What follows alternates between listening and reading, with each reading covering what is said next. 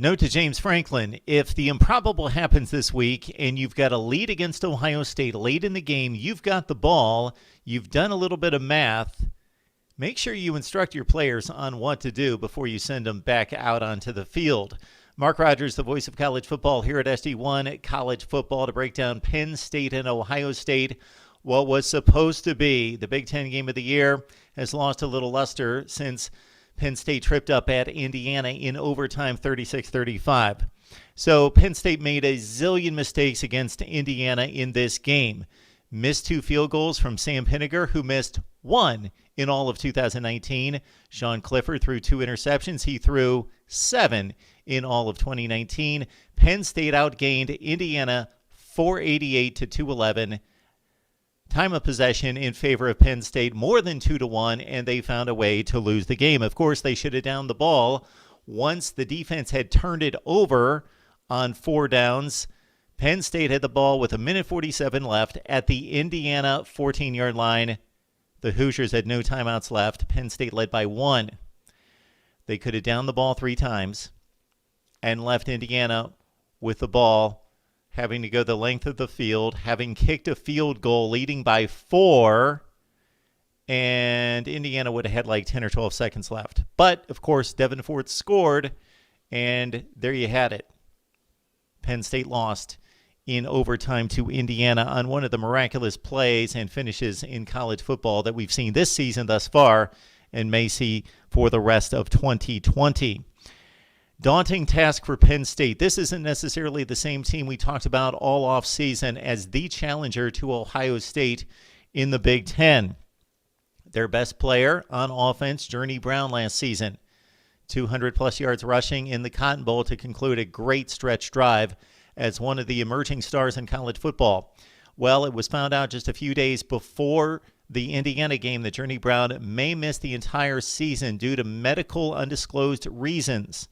All right, his backup, Noah Cain, also a top 5 running back coming out of high school who had a productive 2019. He was missed after the first series. He came out of the game having carried the ball on 1st, 2nd, and 3rd down in the first series, and then we never saw Noah Cain again. We expect James Franklin to address that situation this week, but no injury report on Noah Cain. So the Penn State stable of running backs, which has been one of the best in the nation, suddenly down its 2 best backs. Also keep in mind that defensively, Micah Parsons may be the best defensive player in the Big Ten coming into 2020, has of course opted out. Now, a Penn State leader in terms of production and also emotional leadership on the field, Jesse Luketa, he also was penalized for targeting in the second half against Indiana. He will miss the first half of the Ohio State game. A huge loss for the Penn State defense in trying to deal with Justin Fields and company. All right, so this was a defense that outplayed Indiana the entire game. 488 to 211 in yardage, but keep this in mind. It was even more impressive than that because, of course, Indiana went 25 yards for the touchdown in overtime. They moved at 75 yards on the last drive of the game to tie the score. So that's 100 yards of total offense. So with 90 seconds left in the game, Penn State had limited Indiana to 111 yards of total offense. But on the downside, with the game on the line, up by 8, Penn State gave up a 75-yard drive in which Indiana was never faced with a 3rd down. That's how easy it was for the Hoosiers, who had been shut down the entire game, to score on the Penn State defense in the clutch. And then, of course, convert the 2-point conversion as well to tie it at 28. Penn State had issues at wide receiver last year. KJ Hamler was their best and most explosive and consistent wide receiver. He's, of course, in the NFL now. We saw Jahan Dotson score what should have been the game-winning touchdown in a 60-yard play from Sean Clifford, but otherwise he was generally shut down. 3 catches for 34 yards, and the other Penn State wide receivers were ineffective. This, again, was an issue in 2019, seems to be carrying over to 2020.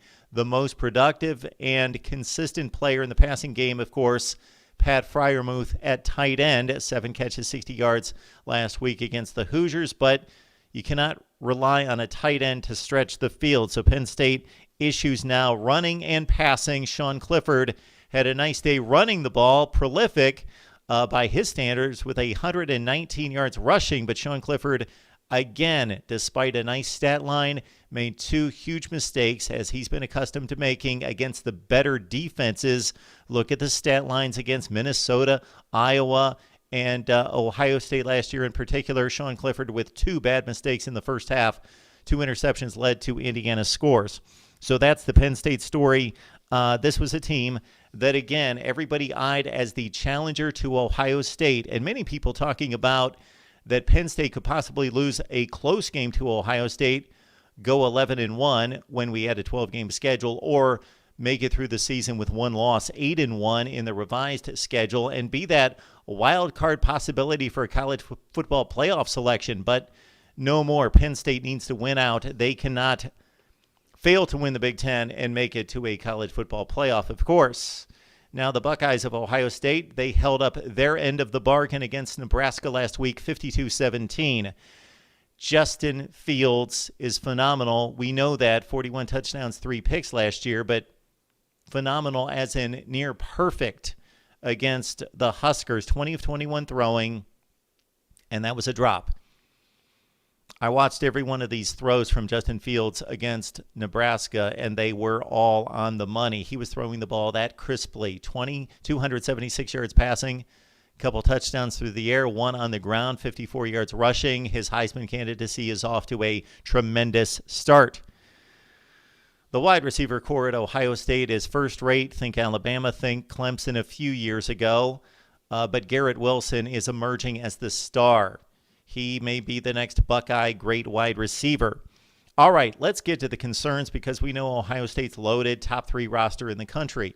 The concerns would be that Adrian Martinez, over the first 4 drives of the game, was left to run loose all over the place. It was circa Ohio State defense in 2018, trying to shut down the quarterback run. There were running lanes all over the place. Martinez finished with 85 yards rushing. Consider the sacks were included. There's no doubt that he ran well over 100 yards rushing the football from the quarterback spot. Also, the offensive line, supposed to be one of the best in college football, could not move an inexperienced Nebraska front in short yardage situations. Time and time again, the Buckeyes would have 3rd and 4th and short and could not move the Huskers out of the way. Also, J.K. Dobbins is a fine back now with the Baltimore Ravens, and I don't see a replacement in this Ohio State backfield. The stable is full with good, solid backs, maybe even future stars in another year, but unless they mature and develop very quickly here in 2020, there is no J.K. Dobbins back there.